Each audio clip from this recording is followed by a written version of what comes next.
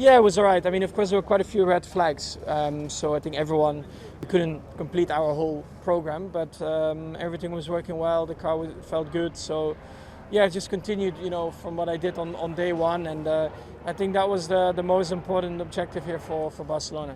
So that's it for this run, at least in Barcelona. It's gone pretty quickly. Overall, how would you rate it for the team and for yourself? It's difficult to rate, but I think what was positive is that the car is running smooth. I'm happy with the balance, but I mean Bahrain is going to be completely different, and also heading into race one, the cars will be different as well. So for me, I just focus on doing a lot of laps and try to really nail down every single aspect of the car. Are you starting to feel quite comfortable with this new generation of car now, or is it still going to take a fair few more days before you feel like you're comfortable? No, I think it's fine. I mean, the car runs really well. Of course, in general, the weight is a bit up, but I really enjoy driving the car. It has a nice, stable balance, and I think they look cool as well. So that's always nice to jump into. And what about following? Did you get any more experience of that today, or was it the disruption not really? I followed a little bit more, and I do think the following improved. But let's wait and see till race one, because then you will really see everyone on the same tires, equal fuel. But I do think it is a step forward. I know it's difficult to talk about performance, but George was saying yesterday the red cars, the orange cars were looking quick. What's your kind of read of what you've seen out there? I don't know. I don't really pay attention to the lap times yet. We'll look into that in Q3 in Bahrain. Feeling?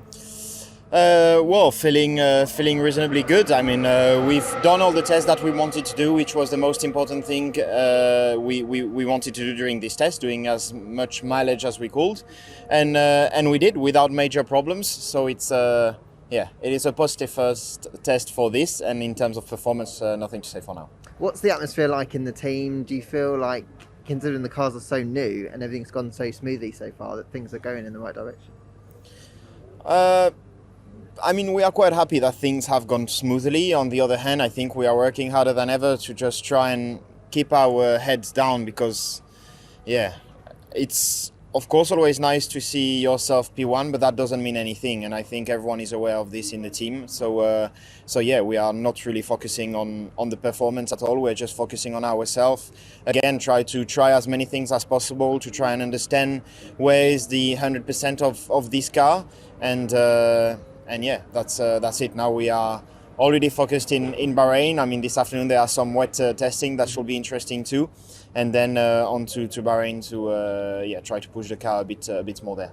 Carlos was saying obviously there's quite a lot more to come that you can push, because obviously you're running at a sensible level at the moment while you go for reliability. Do you feel that as well? There's a lot more performance to come from the car. Yeah, it feels like, of course, it's still early days, but then how much more potential, then it's still to be seen. So we have to wait and see.